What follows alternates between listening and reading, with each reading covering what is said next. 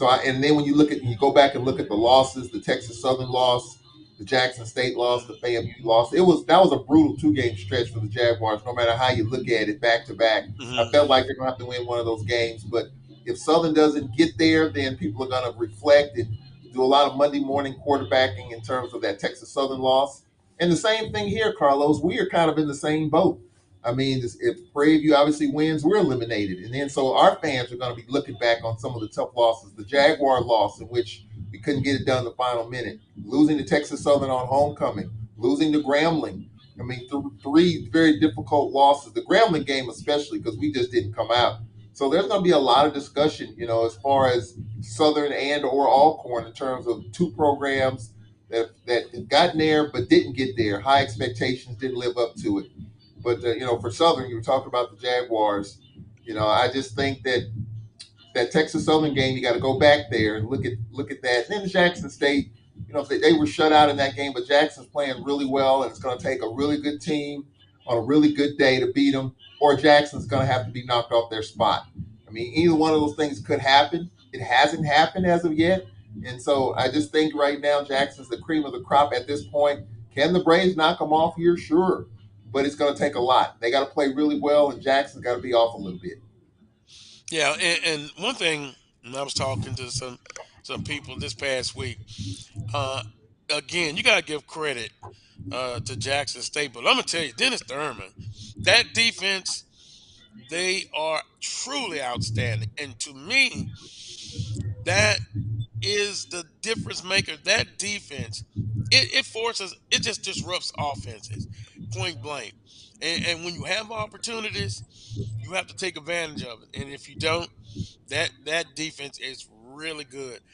I'm going to say probably in the top 10 of all times, but I know that's debatable. But kudos to Dennis Thurman, the defensive coordinator. And I don't know, Charles, if he wants to be a head coach somewhere in college football or in black college football. But if I'm an administrator and I'm looking for a guy, I'm seeking permission to talk to him.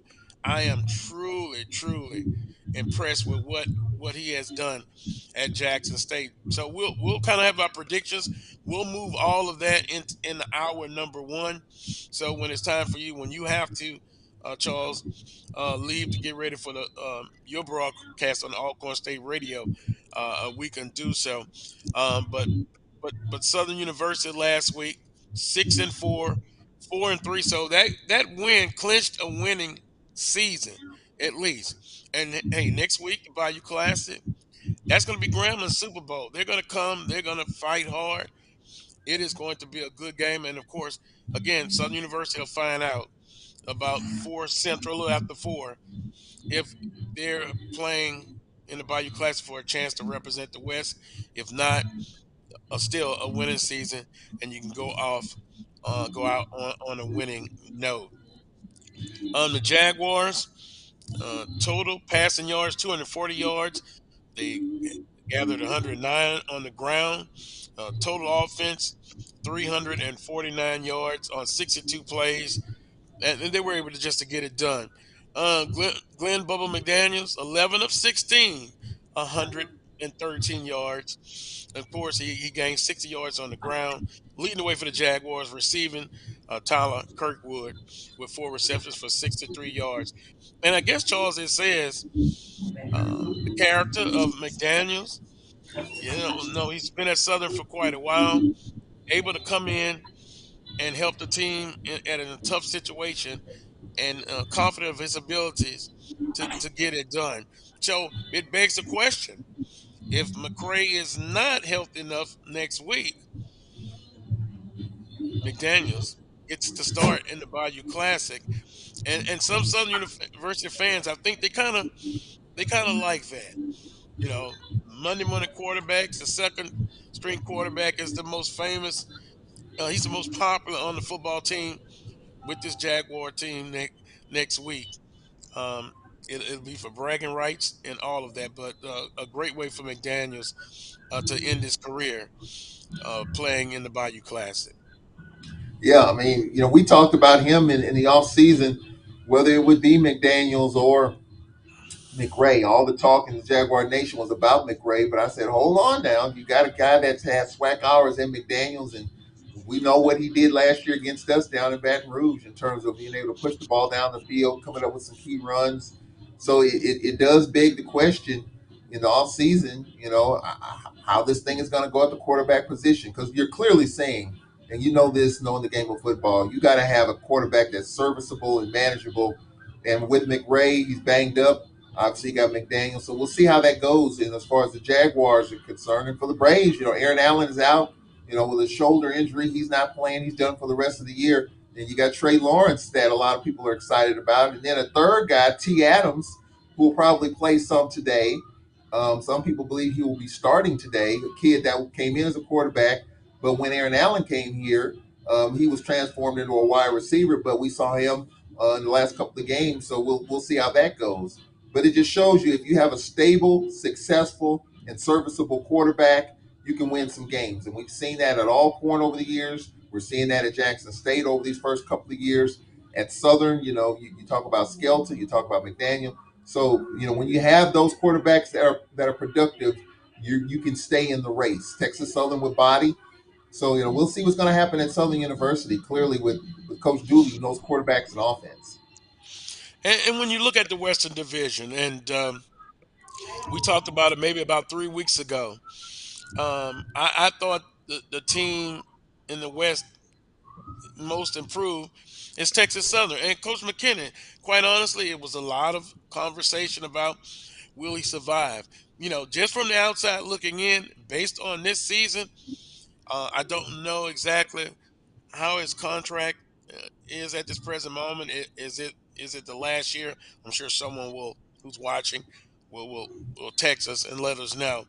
But I think he deserves an opportunity to continue to lead that Texas Southern football program because they've really improved and probably most improved. And then you could throw in Alabama State from the Eastern Division. But looking at it going forward, Texas Southern will be in the conversation. Prairie View A&M quietly, and I heard a lot of their fans. No one gave them the chance to repeat their predictions. Prairie View lower, third, fourth, a lot of times from the prognosticators, Black College Sports Network included. Um, they're just there, and if they win today, back-to-back appearances in the SWAC championship game. So their program is stable and trending upwards. Texas Southern's program, football we're talking about, trending upward. We look at Southern University, pick to win it. If they don't, some will say, oh boy, it was not a great season. But they improved from 4-7 last year and could possibly be 7-4. We'll find out after the Bayou Classic. So that's an improvement, trending upwards, but yeah, disappointing for some. Then we look at a Grambling State football program. They're clearly in um, a remodeling position, trying to get things right. Then you look at Arkansas Pine Bluff, the same situation. They've got to rebuild that football program. And then Alcorn State, just my opinion, disappointing. And you look at the second year in a row in the Western Division, second year, not as much success as in the Eastern Division. Um, Coach McNair, we kind of know some of the challenges inwardly that Alcorn State has had as far as resources and all of that not playing in the spring. So you, I don't know, Charles. You may disagree. I don't know if you can say Alcorn State is trending upward. I wouldn't say they're trending downward. I think they're kind of like a neutral. If you look at a car in the stick shift, um, they look to improve. Members of the Alcorn Brave Nation are not happy. I see them. I hear them, Charles. So that's kind of look at the West going forward. In the Eastern Division, Jackson State clearly number one, trending upward. FAMU, if they could just get by Jackson State, they're on an 8-game winning streak. They're trending upward. Alabama State, much improved. First year coach, did very well, trending up. Alabama A&M, I just think they're stuck. They're not trending upwards or downwards. And then also you're looking at Mississippi Valley State as well. So going forward, I think it's going to be a continued pressure to win, and now everybody wants to win, and they're not really giving you grace periods. No, they're not. But I think you have to come back to reality. What Coach Sanders has done is not typical. It's atypical. It's just something that just doesn't happen, especially at this level in our conference. You go back to Jay Hobson. The first year he was the head coach at Alcorn, we were in contention for the East. We lost to Mississippi Valley, second to the last game of the regular season, or else we would have been playing for the Eastern Division title in his first year with John Gibbs. Hmm. But Hmm. typically in this league, it takes a little bit of time. But I think what we're seeing as time has evolved, as attitudes has evolved, as the transfer portal has come into play in which you can get talent almost right away, there's a little bit more pressure to win right now because there's a lot more talent to choose from to help improve your team right now. So I think that's kind of what we're seeing. I mean, Coach Sanders, you look at his first year at Jackson State in the spring, he started red hot, he fizzled at the end there in the spring, but he said, wait till my dogs get here. My dog's not here yet.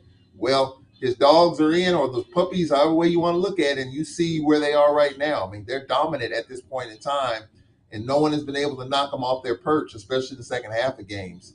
So I think there's a little bit of a challenge for everybody to get better right now.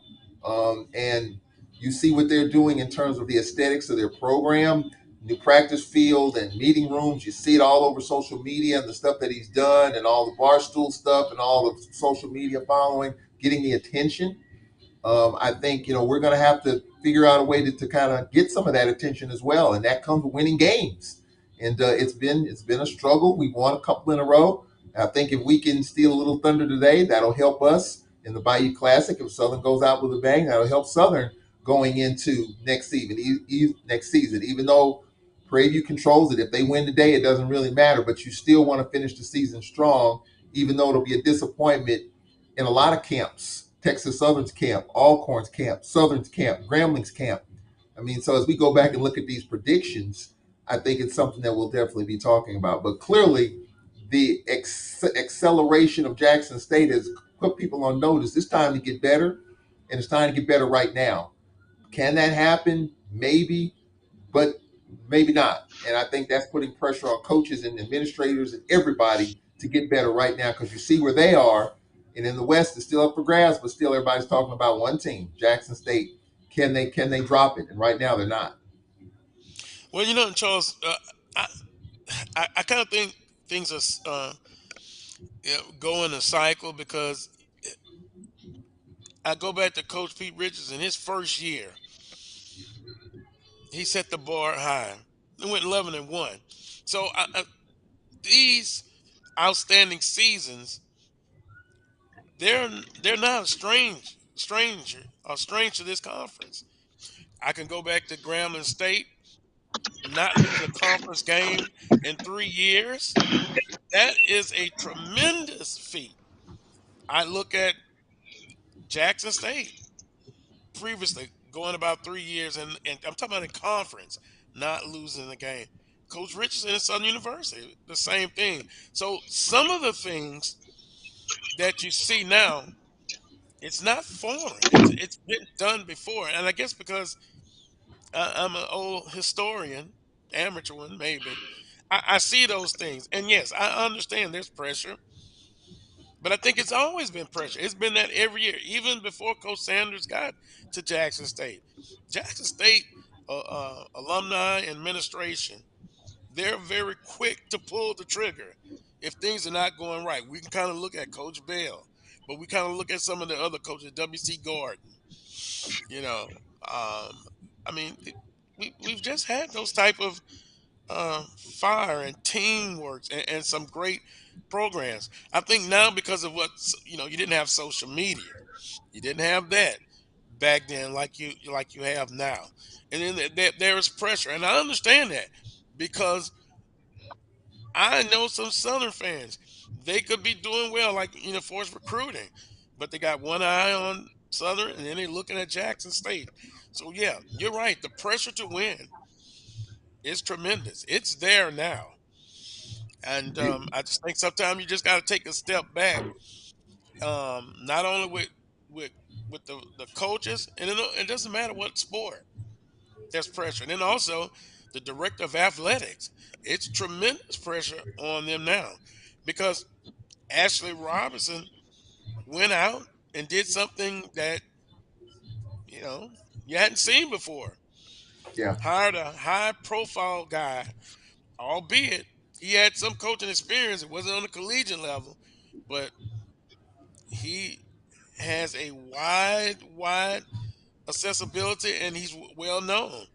But one of the things that he did though, he put together after that spring season, he put together outstanding coaching staff, and now they're there. So now they have set the bar for now, and that's where everyone is trying to get to. Well, But I think Charles coaches are competitive. They're just not going to sit on their keister and yeah. not try to improve and get better. I think that there's a lot of anxiety when it comes to our fan bases. We went 20 years in between winning championships in football. Jackson State went 13 years in between championships in football. Southern University has been a few years for them. Grambling has been a few years for them. And I think when you're used to that, you get a little bit impatient. So when you're on the like when we won 6 division titles in a row, our fans were just rabid, and there was a little bit of envy and jealousy there when you win 6 division titles in a row. And Hmm. that's why for me, the story I always share is, and I've heard coaches say this, and people have told me this: hey, enjoy the ride while you got it. When we went to the Celebration Bowls, and you and I have been there to witness a bunch of them. Enjoy that ride when you're at this level, because you're not always going to be at that level. And when you fall off that cliff, it's a painful fall, but do you respect the process and the fact that you were there? And I know you talked about wanting Southern to be in the Celebration Bowl and winning the SWAC. Alcorn has been in the way over the years. So that's why I think you see a lot of this frustration via social media, because there's a lot of rabbing of JSU and what they've done. There's a little bit of envy and jealousy, I think, as well. I think people might not want to admit it, but it's there. And I get it. I absolutely get it. I'm sure there were a lot of people jealous of Alcorn winning 6 straight division titles and going to Celebration Bowls and hosting 2 SWAC championship games on this campus. There's a lot of that going on as well. So I think when you look at the rate of speed of acceleration in these programs, I think you and I and a few others, we expect 3 to 4 years before you see a turnaround. Well, it's not happening on the other side as far as Jackson State is concerned. It's happening right now. So, enjoy the ride while you have it. Jackson's doing well right now, and it's going to take, some pretty good effort to beat them. You got to knock them off their spot, and they got to be off a little bit, like I mentioned. So I think that's, all this dynamic is taking place right now. I mean, look at Florida A&M, 2 years in a row, one bad slip of the foot, and here they are, hoping for the playoffs this go around. I think it's going to be tough. I posted an article on Facebook that came out about their chances. A lot of other teams have to lose. They got to beat Bethune today, and a lot of other teams have to lose in order for them to get a playoff bid. Probably not going to happen, even if they win today. But this is just it's just a tough time right now. Teams are getting better quicker, and you can't afford many mistakes. And I think we're seeing that, in the West, can't afford many Phone mistakes. In the East, you calls. can't afford a mistake. Not saying people are perfect, but you got to play really well at this point in time. That's what makes the SWAC so great right now. Every game has you on edge. Every game has you on stilts. Every game has you nervous and anxious, because if you lose, you could fall out of it. Just like we lost some tough games. Southern lost some tough games. Florida A&M lost one tough game. And that's what makes this thing maddening, but that's what makes it great. And it also puts pressure on coaches, players, ADs, and administrators to get this thing turned around like right now. And I think that's kind of what you're seeing, as well as the social media piece of it, because fans are expressing their opinions in seconds. And that's adding to the fuel of the fire of what's going on, winning or losing. It adds to it or takes away from it, just depending on which side of the fence you're on. I just think some fans sometimes you got to take a step back. Some of it's just unrealistic. You know, I've seen. Then we're gonna take a timeout. We're gonna move on from this. You know, demanding coaches be fired after one loss. Get out of here. No, no, we're not. No, we're better than that. We can't do that. You know, I understand the pressure, but by good, you look at the body of work of what a coach has done, and then you compare that, and then too, we always talk about it. You can't win a championship every year, but if you're in the conversation and you're playing for a title, at least getting there every few years, helping student athletes graduate, that's the way it is. Things are secular. What goes up has to come down eventually, but you always want to, if you're graphing it, you want to just be consistent. And that's all that you can hope for. Take a time out. I'm scheduled to add someone to this conversation. Ossie Clark of the Grambling State Radio Network. We'll take a time out. You're watching the Carlos Brown Show right here on the Black College Sports Network. We shall return. Maureen is saving big holiday shopping at Amazon, so now she's free to become Maureen the Merrier. Food is her love language, and she really loves her grandson. Like, really loves. It's never too early to plant the seed, to share the tradition, and instill a sense of pride in your HBCU with your little ones. HBCU Pride and Joy Children's Boutique helps you share your school spirit with a wide selection of adorable kids' apparel and accessories officially licensed from your favorite HBCU. Visit hbcupridejoy.com and follow us on all social media at HBCU Pride Joy on Facebook and Twitter.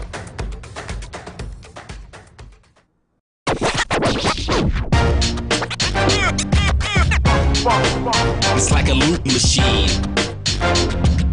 All around town, people trying to get down.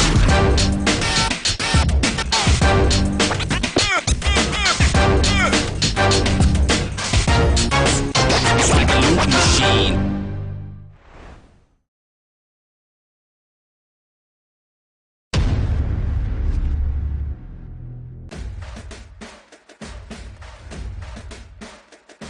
HBCU League Pass.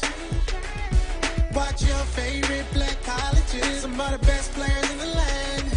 HBCU League Pass.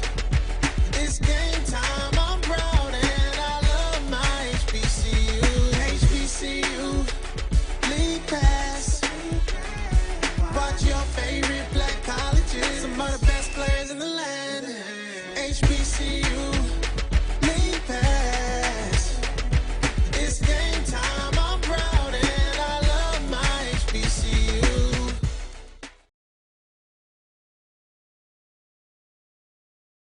Let's get back to getting ticks instead of watching flicks. Before we can safely get out there, we need the facts on COVID-19 vaccines.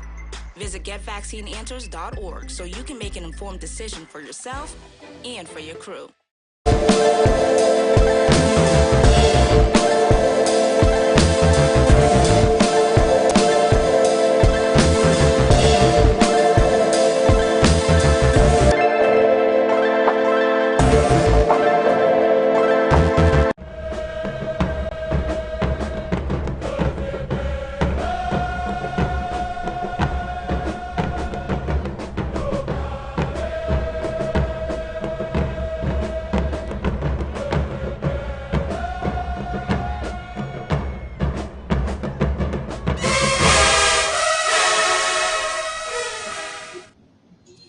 Welcome back to this week's edition of the Carlos Brown Show right here on the Black College Sports Network. Carlos Brown, joined by Charles Edmond, now by Ossie Clark of the Grambling State Radio Network. Ossie, good morning to you, sir. Good morning to you all as well. It's a glorious day to be alive. Great day to be a G-man. Oh, yes, sir. Well, two G-men, Charles Edmond, Ossie Clark. Ossie, is it cold in North Louisiana? I'm assuming that's where you're at. Well, I'm in the central part of the state of Louisiana. As a matter of fact, I'm just a few minutes away from going into our basketball practice here at Holy Savior Menard High School in Alexandria, Louisiana. And it's currently 45 degrees. It probably feels like it's about 39.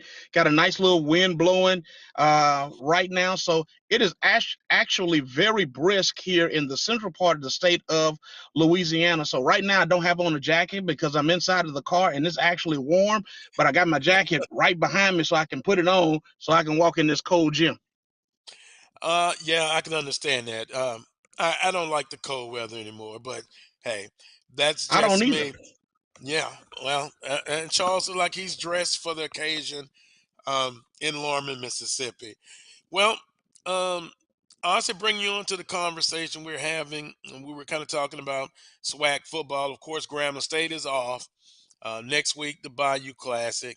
That's huge. This Saturday, some huge ball games. FAMU and Bethune Cookman, and also Jackson State and Alcorn State. Honestly, just kind of want to get your opinion on this. And I know it's a broad question I'm about to ask, but this 2022 football season, you can incorporate Grambling in the conversation, but how do you feel overall as far as the conference? Is it just a tremendous amount of pressure to win? And why do you specifically think that it seems to be that extra added pressure of winning? I think that Jackson State has actually put the pressure on everybody in the conference at this particular point. And it's because of the allure of Coach Prime that now everybody feels the pressure to actually step up their level of play, step up their level of recruiting. Everything's has to follow this model that Jackson State has. But the truth of the matter is, everybody in this conference doesn't have what Jackson State has at this particular point.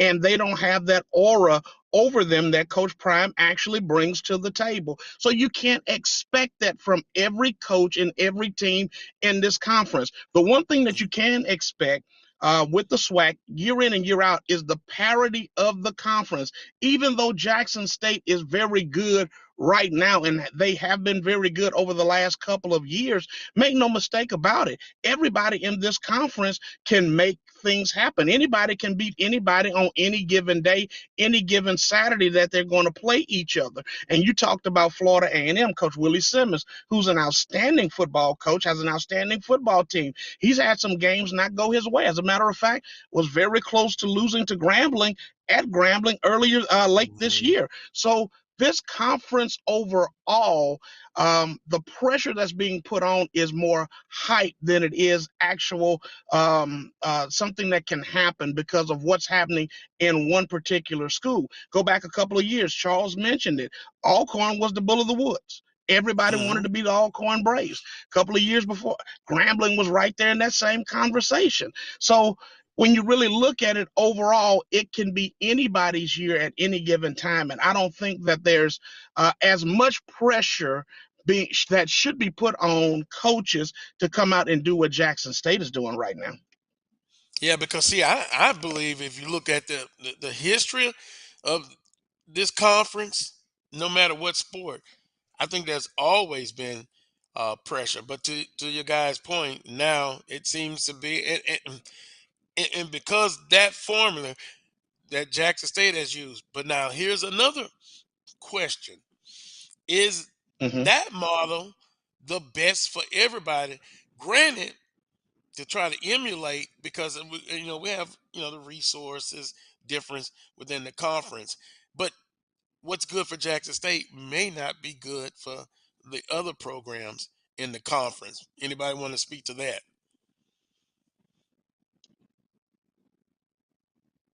Well, Charles' mouth is moving, but we don't hear him. Charles, we don't hear you. Well, well, Aussie, to you, While, one model while Charles doesn't is fit trying to all. no, one model doesn't fit all because every school is different. Every situation is different. You can't ask for Mississippi Valley to do what Jackson State is doing. You can't ask for Grambling to do what maybe Southern is doing because the model and the makeups are all different. We're in different locations, different places, and have a different way of going about getting things actually done. So the model that Jackson State has, of course, is not going to work. You have an NFL Hall of Famer. who is the head coach there, who actually has people who can provide resources that will help him to get everything that he needs to make Jackson State look like the most alluring place in the world to come. But if you talk about Grambling, Grambling has great players, Hall of Famers as well. But as far as the type of abilities to pull those resources like Coach Prime does, you can't ask that of your program. The only thing that you can ask is for your alumni base to be as supportive as humanly possible to the school at large. When you look at it, let's just talk about the numbers. It says that less than 50% of HBCU graduates actually give back to their institutions, and I think Clampton University is above 50% overall. So, I mean, with that being said, as a model of something that we can talk about, the thing that we have to look at, if Hmm. we want those types of things to happen, we have to push upon our alumni to do a better job at supporting the university as a whole, supporting the athletics as a whole. Quit talking about, well, we're not winning and I'm not coming. You need to fill up your stadium every single weekend. Quit expecting to have what other people have because you just don't have that type of model to go by because it just doesn't fit you. Let's say, Charles, are you back? At least audio part. Can you guys hear me? Oh yeah, loud and Yes, clear. sir. Okay. Loud and clear. All right, sorry about Well, that. I don't know what happened there with the audio, but yeah, I mean, I think it's all about the Jimmys and Joes. You hear the phrase, is it X's and O's and Jimmys and Joes? One thing that Yes, Coach sir. Sanders is doing is bringing in the Jimmys and Joes. And yes, one size does not fit all. But if you can get a coach that can get you those 4 stars and 5 stars and 6 stars, and you accumulate a bunch of that talent, and it all fits, that's what you got. That's what you're looking at right now, from Shadur Sanders, Shiloh, all the way up and down the line. And I think that's what's important, because at the end of the day, it's players that win championships, and it's just a matter of those players being able to fit what you got going. And that's what Jackson has going right now. Would they have those players if it wasn't for Coach Sanders? Probably not. But they have them, Probably and not. that's what people are looking at. I mean, right now it's all about one thing. It's all about the final product. It's all about winning. And if you win, you get the attention, the game day stuff in Jackson, all of that stuff. I don't know if that happens if Jackson is winning at the level that they're winning. Maybe some of it, not all of it, but they're not only are they winning, but they're dominating at it. They're winning big and big. And when you're at media day, you heard his number one word, Carlos, domination. And that's exactly what's hmm happened. Now, you're not going to dominate every week. I mean, that's just not possible. Against Alabama A&M, they weren't dominant. A&M played them about as tough as anybody. Shadur Sanders gets concussed. He's expected to play today, by the way. But you're not hmm going to be dominant every week. But if you win and win in a comfortable fashion, people will take that, because we understand that you're not going to be dominant every week. Tom Brady wasn't dominant every week, and the Rams weren't dominant every week, but they won games and won the Super Bowl. Jackson State won games and won the championship. But if you get that talent in there, and they had a big recruiting, time last week, and there was a couple of weeks ago, they're going to get the talent. So I think that's what's important, getting the talent. And as long as he continues to get the talent, he has the right coaches, as you talked about with Coach Thurman, to put it together. I think they're going to continue to win. The question is, can we get who we can get to help compete with that type of talent? With that. That's the challenge that we got going right now in terms of resources, facilities. You only got what you got. Your budget is your budget, and you can plead your case to your administration, your president, in terms of getting more of those type of things. They're either going to tell you yes or they're going to tell you no. And so you have to deal with what you got. And I think, Grambling's got some of that with Coach Jackson, NFL coach. He's going to expect some more things in year two. For Coach McNair, we won 6 straight division titles. It's been a bumpy road the last couple of years. To compete, you got to do a little bit more, and hopefully we'll get a little bit more to be able to compete. Southern University and what they're doing. Coach Roman Banks talked about it, the bond issue, the state money coming in to help improve facilities at Southern University. And maybe Graham will get some of that. I don't know. But all that's important. Jackson's doing it. And I think there's some envy and jealousy of the fact that they're doing it. But I think people on social media don't want to come out and say, why is it our school's not doing it? I think that's a very quiet conversation that may be had in the chat rooms and private rooms it's not being played out on social media because you don't want to throw your own school under the bus. But I think all of those dynamics are Mm. in that bowl. It's just a matter of mixing it together to see what kind of cake you're going to come out with. There's an old And can saying, I know throw this in before thyself, we be true. Know can? thyself. Yes, sir. Go ahead, yeah, because I know you both of Yeah, you can I? Let me, gentlemen have to I'm go. just going to piggyback very piggyback off of what Charles just said, talking about bringing in talent. I think a guy that is overlooked in this conference who does an outstanding job Hmm. as a head coach is Coach Clarence McKinney at Texas Southern. He has actually brought in players that continue to help them to get better. Texas Southern's not the same team that they were 2 years ago. And I watched Yep. them last week in Houston, Texas, play against the Grambling Tigers. And I'm telling you guys, if he can continue to get quality athletes at Texas Southern because of what is the not necessarily what the happening of what's going on in the SWAC, I think that's another guy that you can actually throw in the pot, throw in the gumbo as one of the guys that can be looked at as the coach of the year in this conference. Well, we talked about it in the first part of the hour about the most improved program, just in our opinion. We can't give an award for it, but Alabama State from the east and Texas Southern Hmm. from the west. Um, Last week's game, Alcorn State over Bethune-Cookman 17-14. Boy, it had to be a pick six, or that game looked like it was going to a different direction. FAMU over Alabama State 21-14. Of course, it was Jackson State over Alabama A&M 27-13, and of course, Texas Southern over Grambling State 41-7. Prairie View over Pine Bluff 55-24, and Southern over Mississippi Valley State 27-7. I know you guys have to, got another arrangement you have to get to. Quickly, Aussie, predictions on this week's game, Jackson State and Alcorn State. Who do you like? Honestly, in this football game, I have to give the edge still to the Jackson State Tigers because they just can score the football. And watch this. They are just as dominant on the defensive side of the ball. So even if you get them early, usually in the second half, the adjustments that are made by Coach Thurman are amazing adjustments that allow his team to have a chance every single week to win a football game and win it in what they call dominant fashion. And so I like Jackson State in this football game, but Jackson State has their hands full because if they cannot stop the running game of Alcorn State and they can nickel and dime throughout the course of the game, it's going to be a long day for the Jackson State Tigers. Throwing this into the gumbo as well, gentlemen, is that this game is a bowl game. This game is a classic game. This game is for all of the marbles for the state of Mississippi. So records can go out the window at this particular point. It's about who's going to play the best between the numbers. And right now, because of the way the Jackson State Tigers are playing, I think Jackson State will just edge Alcorn in this football game. Wow, just edge. I say I'm gonna if that happens, I'm gonna personally call you and say, brother, you were right. Defense is the difference. I've seen them up close, and they will stop the run, and they're gonna force you. Although Alabama A&M had some success last week, I like Jackson State in this ball game. Um, Charles, you want to talk about it quickly, or we'll just move on to the other two games and then let you guys go?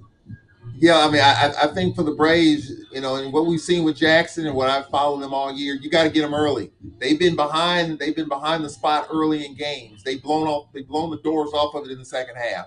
The Braves are going to have to get Jackson State off their spot early in the game. If they do that, put some heat on Shador Sanders. Our defense is playing really, really well right now. A lot of people felt like that wasn't going to be the case early in the season, but Coach Thomas has done a nice job defensively. We shut down Bethune. Thank goodness for that pick six because it was a bad play call that helped us win the game last week from Bethune. But our defense has got to show up offensively. Trey Lawrence and T. Adams can't make mistakes. I mean, that's the formula. If we slow this game down, limit their possessions, we have a chance. If not, it could very well go the other way. Prairie View at Mississippi Valley State, guys. I'll start this one. As much as I'm pulling for Mississippi Valley State, and they pulled off the upset last year at Prairie View when Coach Dooley was there. Prairie View has a lot on this game. They win, they simply in. I look for Mississippi Valley State to lose this ball game. I got Prairie View winning this ball game. Aussie, I actually have Prairie View winning this game as well. Tip my hat to Coach Dancy because he continues to do an amazing job at Mississippi Valley year in and year out with the guys that are actually there. They come prepared to play hard every single week. I just believe that Coach McDowell's team has more on both sides of the football at this particular point, and it's just going to be kind of hard for Mississippi Valley to beat Prairie View on today. Charles. I'm gonna go out on a limb, gentlemen. I think lightning can strike twice in a row. I think Mississippi Valley's played a lot better football here in the last few weeks of the season. They're playing up in Itabena. Ain't an easy place to play or win. I think Valley will get them. I'm going with Mississippi Valley, baby. Mm. I'm going with the Mm, Delta Devils. And by the way, we talked at the beginning of the season about Coach Dancy, and I'm hearing some mixed mm, stuff about Coach Dancy. Some say that you got to give him more time with a new AD. Some say it's going to be tough to survive. I don't know what to make of either side of that thing. But I'm going with Mississippi Valley to get it done. To hand Prairie View a loss. I'm going with the Delta Devils. Go Wow. Valley. well, and I'm glad this is live and is also being recorded, so we'll know where to find it. Uh, Last but not least, well, two more quickly. Texas Southern at Alabama A&M at 1 p.m. Um, Alabama A&M, they played tough last week, fell short. They're at home. Texas Southern's on the road. I'm I'm gonna go with a shocker. I'm gonna go with Alabama A&M at home to end on a good note. Aussie, I'm going to go with the Texas Southern Tigers. I just think that Coach McKinney has done an outstanding job with that football program, along with Andrew Body on the offensive side of the football. He's a guy that knows how to play big time football. He can manage the game as well as go make plays, not only with his arms, but also extend the plays with his legs. And then you have Owens in the backfield, who's an outstanding running back in the backfield. If A&M cannot stop those two guys, I don't see them having a chance of winning this football game. Mr. Edmond. I got Texas Southern. I'm really impressed with TSU and Body. He's just going to get better. I hope Dr. Granger, the AD at Texas Southern, is listening. You got a good product there. Don't mess it up. Leave Coach McKinney alone. Let him build that thing. The clock has time. It's pressure, but let him build it. Let Body get better. And I think Texas Southern will be No, but it's gonna be. Okay, I'm getting ready to be on a Last podcast. but not least, and In then we're about out of here five for minutes, hour number one. I'll call you Bethune back and Cookman we'll have to. and FAMU. All right. It's been just a up and down, mostly down season for Bethune Cookman. You're kind of hearing rumblings, dissatisfaction. FAMU needs this ball game, but so does Bethune Cookman. But I like FAMU to win this one in in the Florida Classic. I think it'll be a tough ball game. It'll be closer than maybe people think it will be, but I like FAMU. Charles, that our former baseball coach said down in Florida they don't call him Bethune Cookman, they call him Cookman, and that's a huge rivalry, FAMU and Cookman. I hope Mr. Theus, the AD, leaves Sims alone. They've dealt with two hurricanes. They've been displaced twice. Can you really judge Bethune Cookman this year in terms of what they've had to deal with mentally and emotionally? I think it's going to be a good football game. I just think FAMU's just got a lot more. They're a better football team, and I have FAMU winning it. But I would not be surprised if Bethune shocks everyone down there in Florida. last but not least, Aussie. I got to piggyback off of what Charles just said. I absolutely agree with him. You never know how this game is going to go between Bethune and Florida A&M University. Coach Sims has done an outstanding job with what he has had to deal with over the last couple of years, and he's a very good football coach. Just hasn't had all of the accoutrements to be the type of football team that Bethune-Cookman actually wants to be. I also believe this, that Florida A&M has not been the most consistent team this this year. They've given teams an opportunity to actually come away with chances to win. I don't know, but I'm going to go on a limb since everybody's going out on a limb today. I'm going to take Bethune Cookman. I'm shocked. No, not really. On any given Saturday, and for Bethune Cookman, it's Super Bowl. It's his championship game, and I think they'll be up for the task. Hopefully, Coach Sims at least one more year. Bring him back at least one more year. He deserves the right to turn it around. But that's a Southern alum talking from the outside looking in. Charles, have a great broadcast. ESPN Plus. I'll be tuning in. Honestly, we appreciate you. We're gonna have to get you back next week. The granddaddy of them Yes, all, sir. the I'll be Bayou looking Classic. forward to it. Well, I you will be take looking care. forward to it. Always enjoy being there. Yes, Thank sir. you. Take care, everyone. That's it for hour number one, Charles. We'll see you next week for another edition of the Coles Brown Show. You'll be a guest again. We're going to take a time out. When I come back, we're going to visit with Coach Van Pettaway. We're going to talk, of course, swag basketball, and also we're going to talk to him about pressure being a coach, and he had to deal with it. And how do you get through all of that? We'll talk with Coach Van Pettaway next. You're watching the Carlos Brown Show right here on the Black College Sports Network. Nope. Nope. Come on, him? Ooh, I like him.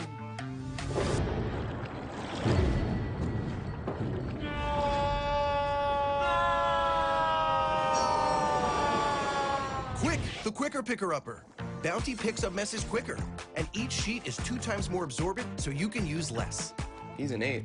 He's a 9. Bounty, the quicker picker-upper. If you think all pads are exactly the same, think again. This is Always Ultra Thins reinvented with the Always Triple Protection System. This pad wicks gushes 90% faster, absorbs even more so you can feel dry, and locks odors in. Rethink your pad for up to 100% leak-free and odor-free comfort with the totally reinvented Always Ultra Thins. This is always like never before.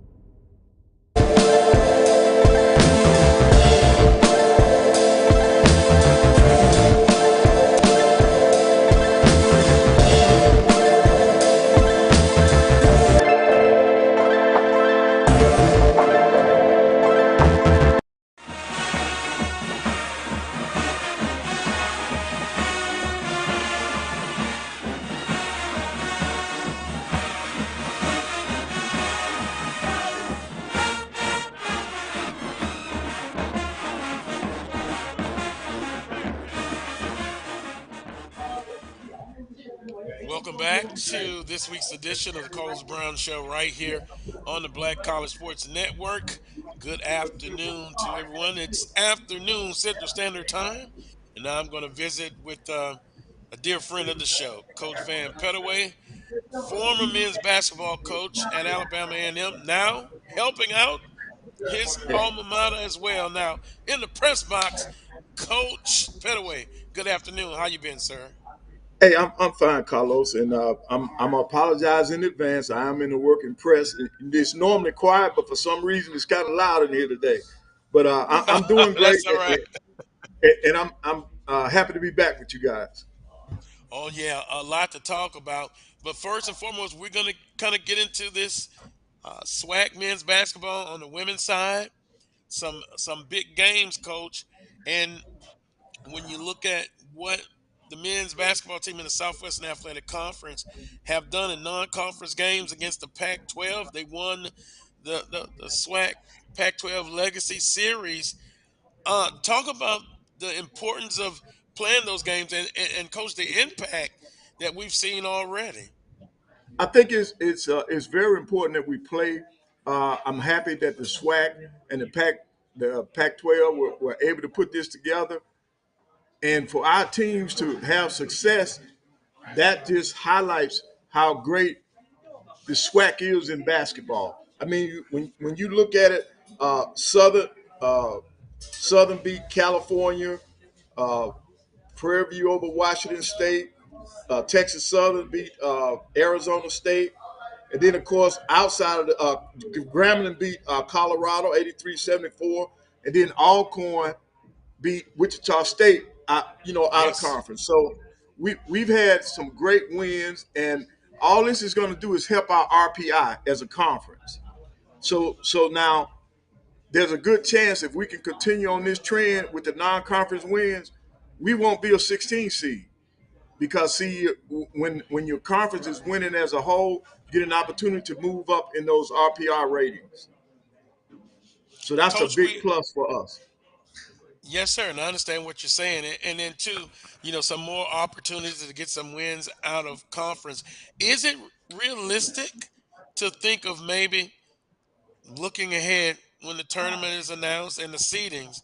Is there a realistic chance that a Southwestern Athletic Conference on the men's side basketball team can go as high maybe as a 14th or 13th seed? Is that realistic? Right. They can definitely move up. They just they got to continue. They got to continue Right. winning, and see you've already got quality wins. If one of these teams is already beating a Pac-12 school, if they continue to have a great season, they will have an opportunity to number one avoid the opening weekend, and they do have an opportunity to move up and get maybe a 14, a 13 seed. That's possible, but it's going to depend on the rest of the season. Right. And because, we talked about it before, now with some wins in non conference play, have the opportunity to get some more. Usually, a team in the conference has to basically go undefeated or don't have no more than one loss in conference play. And that's a lot of pressure. But I think Well, you're alluding yeah, to but now. but But go ahead, Carlos, coach. that's Go ahead. been because your RPI, your the conference RPI was so low, so they didn't Right. give you much credit for the wins in conference. So with these non-conference wins, I expect our RPI to be a little bit higher this year going into the season, and I think that some of these teams, if they can continue to win during the course of the SWAC season, they have an opportunity to have a better season. Visiting with Coach Van Petaway here on the Carlos Brown Show. Well, Coach, let's kind of look ahead. I know sometimes it's dangerous to do that, but of all of the wins, and they're important, I kind of homing in on Alcorn State because they had much success last year, and Coach Bussey has done an outstanding job. Is it? And I know the predictions don't say Alcorn's a favorite, but man, Coach, very impressive. Not only did they defeat Wichita State, but then a good win against a Stephen F. Austin team Oh, right, right. They is beat in Stephen F. mid-major. Austin. Right, they Is it won fair? that game 60.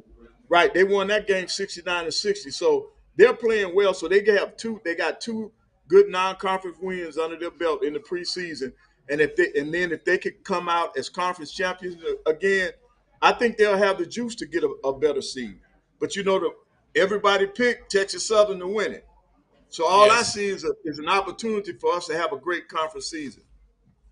Yeah. So is it premature to kind of hone in and say if they had to re-rank them again, would Alcorn State be your favorite? Well, no. Well, see that's why you do it in preseason. You do it in preseason, and then that helps. Hey, look, that helps give the kids more motivation because if you're not picking them high, that's an easy motivational tool for a coach. They get an So it's opportunity to let the team know that there aren't very many people outside of that locker room that are looking for them. well, Coach Pettaway, you're sharp as a tag. I was trying to get you to to put some pressure on some other schools, but you didn't fall for that trip. But Alcorn State just impressive. Grambling State Yep. also, they were the first one to Right. get it done, and then my beloved Southern Jaguars with a Yep. big victory over Cal California. last Yep. night. Now, Coach, some people say, well, the Pac-12, a conference like that, they may think twice about now taking on some of the Southwestern Athletic Conference members in the future. But I just think it's just good for everyone involved. Well, I see it as them not taking us light now. See that's There you go. our teams have already sent a message, so now they're not going to go into these games thinking that we're going to roll over. They'll be better prepared and they will watch it because the next school doesn't want to come up on the short end of the stick. So they'll be better motivated. They'll be better prepared, and they're not going to overlook the SWAC schools. And then, Coach, great point. On the women's side, Jackson State, Jackson State, you know, Jackson State. played Wow. against North Carolina and got taken to the woodshed. But I like how they rebounded. They go to Right. Texas Tech and win, and then they just dismantled University of Louisiana Lafayette. So two Right. good quality wins, and Coach, they are the favorite on the women's side, but I'm gonna be watching Alabama State and Alabama A&M, and of course Southern as well. Right. Well, see, I like what they did. They beat Louisiana 70-41, and then they beat Mhm. Texas Tech 69-63. But also in the SWAC on the women's side, FAMU beat Georgia State 65-57, and then you Good had win. Southern to beat Northwestern 56-52, and Grambling beat New Orleans 69-59. So our women are telling the guys, hey, we coming too. We can get some non-conference wins in. And that just speaks volume for our coaches in the SWAC. They're doing an outstanding job. Now, I would agree 150% on that. Now, that's going to lead me to a conversation we're going to have now. Um, Previous guest Charles Edmond, we kind of talked about there's so much pressure to win. But coach, from a historical standpoint, there's always been pressure. But now with Coach Right. Sanders and what he has done, and it just seems like with the fan bases, they are really, I mean, they're supporting their schools to a certain extent, but then they got one eye on their school and they got an eye on Jackson State because of what they have done. Coaches are competitive, just like players. They played the game, now they're coaching it. With that being said, how, and you were coaching this conference, how did you handle expectations and all of the pressure? Because you had pressure as well when you were a coach at Alabama A&M. Well, with me, I don't think anybody could put more pressure on me than I put on myself. Because as a coach, I want to win. I want to be the best at my institution. I want to be the best in the conference. I want to be the best at whatever I set out to do. So most coaches are built that way.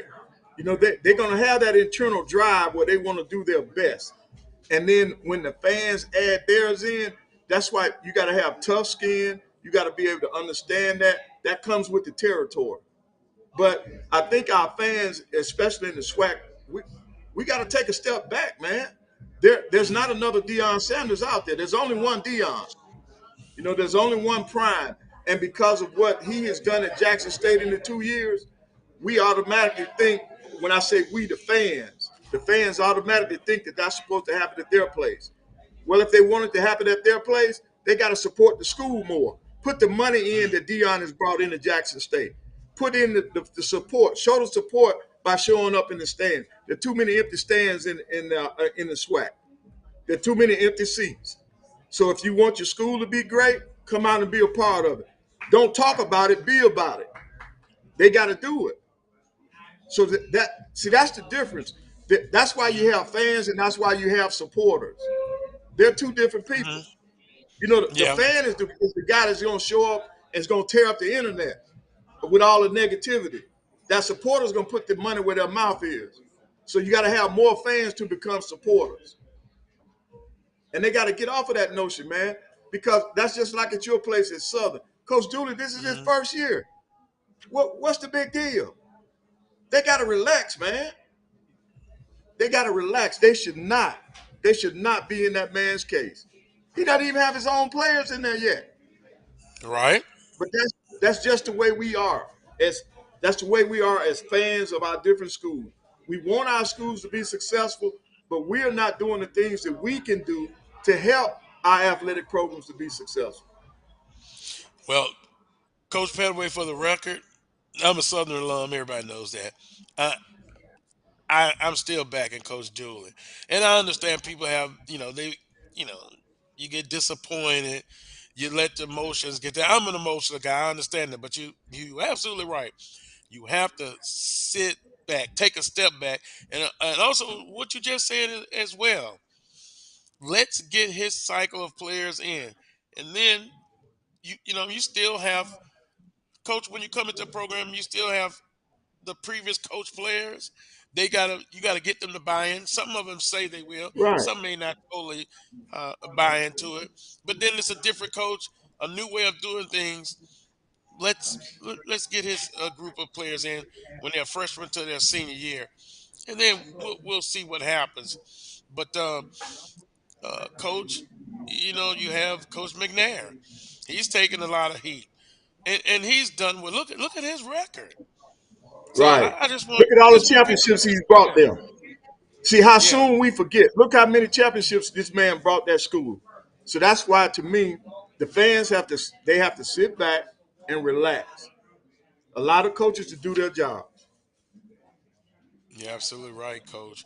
Um, this upcoming basketball season, what are the things you're going to look at early on as far as the conference race? I know the predictions are there, but it's got to be played on the court. What is Coach Petaway going to be looking at when the conference season starts?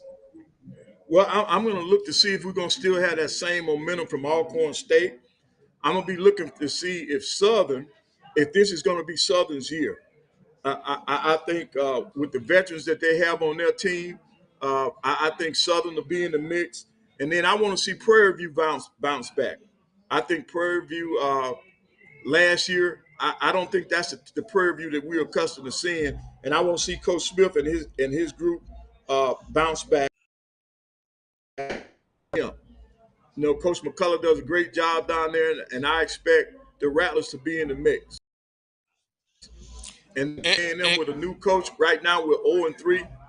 So we got fans that are up in arms, but this guy just got in here. Coach Hughley just got in here. We need to give him a uh, chance. In the preseason, he's playing everybody so he can try to figure out what his rotation looks like. So we just got to be patient. So I'm very excited on the men's side, and then on the women's side, man, I'm looking to see if Jackson State is going to still dominate like they've been for the last few years. They seem to have the best program on the women's side. yeah, I guess for me on the women's side, who's going to get that second spot? Some good candidates: Alabama State, Right. Alabama A&M, Southern University, and boy, coach. Now you look at some of the non-conference games, you can see that there's a bigger gap on the women's side, but hopefully that will start closing. But mine is Jackson State. You want to see some more competitive games. If I could, coach, can I switch to NBA? Go ahead. Milwaukee, Boston in the East. That's what I see. Everybody else is struggling. What is up with that, coach? Right. I agree. this is a weird season in the NBA because when you look out west, they're not playing. The favorites are not doing what they're supposed to do out there. And then in the East, I'm with you. I think Milwaukee. I think Milwaukee and Boston will be the two teams that'll come out of the East. It's just a strange season. Who would have known? Who would have seen Golden State lose 8 straight road games? I don't think anybody had that in their predictions. So it's just strange. And then Phoenix seems like they might be the team that's going to get on the roll in the West. So I'm looking forward to the NBA season as well. Um, Pelicans started out pretty well. Zion Williams, injured. Back over in the East, Philly's trying to find themselves. My Miami Heat team, you, you tell me, Coach, was losing PJ Tucker that big of a difference? And they're trying to find. Miami needs a power forward to go along. Coach Spoelstra is trying to, you know, change lineups, trying to find that right fit. They've got injuries. I understand that, but wow. And then the But Lakers, Tuck, but what a Carlos mess. Tucker was that glue. Tucker was that glue though. Tucker The was the glue. toughness. That's the reason why you all played so well because Tucker was the glue. Well, it could be a long year, but I think they'll get things going eventually. But coach, it has been a strange season so far in the NBA. Um, Back to the collegiate side, um, non swag wise, who do you think has a great chance to get into the final four, or is it just too early to even talk about that, coach? Well, I think it's too early to talk about the Final Four because I think you after I'm sorry, after the Thanksgiving tournaments and the Christmas tournaments, you have a better understanding of who's doing what. Because remember, during the early part of the year, you got a lot of cupcakes on your schedule. The Power Fives don't really get into each other until they start playing in these tournaments where they're on neutral sites. So you have a better assessment of what those teams are capable of doing. That's a fair assessment. Once again, I asked that question, but I kind of knew what the answer was going to be. Coach, the new arena, basketball arena, Alabama A&M, the dedication and what have you. I saw some footage online. What a beautiful center. Very beautiful. It is. It's going to be the top showpiece in the SWAC. Looking forward to it. They go into it next Wednesday, and it's everything you need when it comes to basketball. When you're talking about having a showpiece to recruit with, it's there. And like our president said, it's called the event center because it's going to be Yeah. community based. They want the Huntsville community to be a part of it. And coach, and that's a great thing. And you perhaps you could host some high school basketballs. Do you know if they'll put in a Well, we bid to got maybe host a championship? right. Well, right. High school basketball, and then also we've already been given a contract for the JUCO tournament for the state of Alabama. It's going to be Oh, here that's in the spring, outstanding. so they're going to be doing uh, trying to get different sporting events to come to our center. That's going to be great.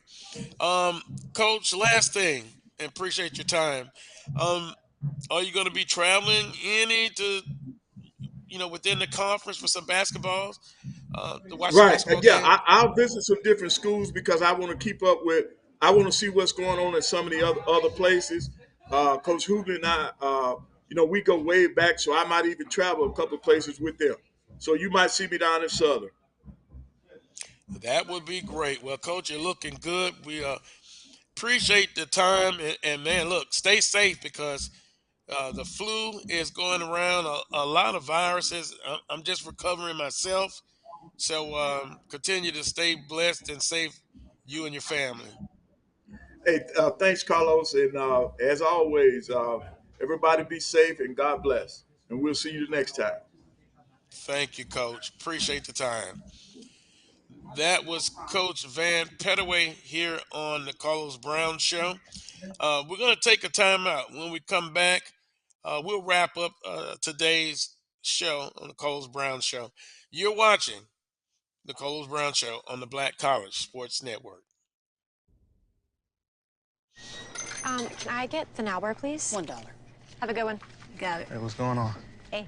Let me get a now bar. Sure. $1. Appreciate you. Got it.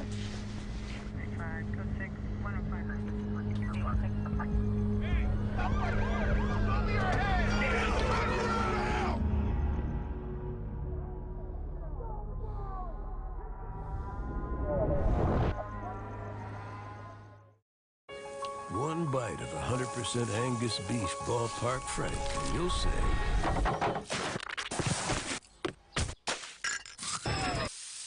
hello, summer. Oh yeah, it's ballpark season. This is the Dean of the College of HBCU Sports, Kenyatta Cavill of Dr. Cavill's Inside the HBCU Sports Lab with Mike Washington and Charles Bishop. Come mix it up in the lab where the course lecture is in session every Tuesday from 6 o'clock p.m. Central Standard Time on Facebook Live, YouTube Spreaker, or the BCSN app, as we discuss all things about the HBCU sports culture, including exploring the week that was in the sporting HBCU diaspora, as well as the upcoming week of HBCU sports. With me, the Dean, the College of HBCU Sports, on Dr. Cavill's Inside the HBCU Sports Lab with Mike Washington and Charles Bishop. Course lecture dismissed. For my people that don't get to see me, trying to remind you who you are, just like in Romans 3. See, we about to blow across the world just like the day is breezy. This motivation for the people, and this classic Bible teaching say, hey, this for my people that don't get to see me, trying to remind you who you are, just like in Romans 3. See, we about to blow across the world just like a day that's breezy. This motivation for the people, and this classic Bible teaching, motivation.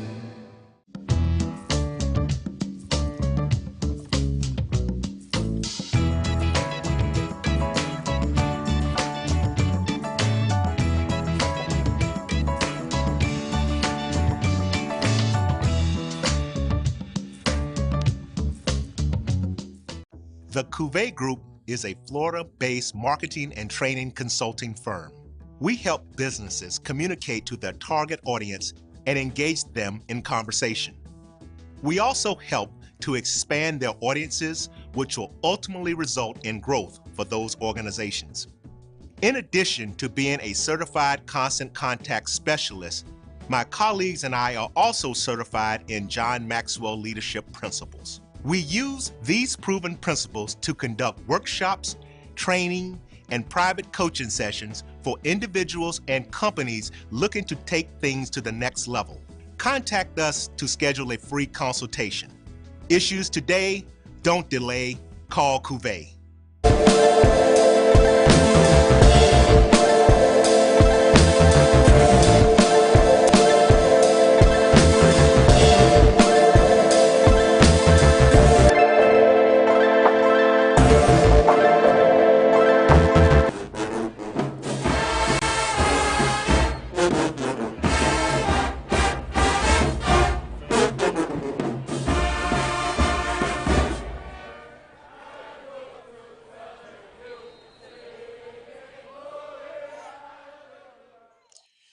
Welcome back to this final few minutes of this week's edition of the Coles Brown Show right here on the Black College Sports Network.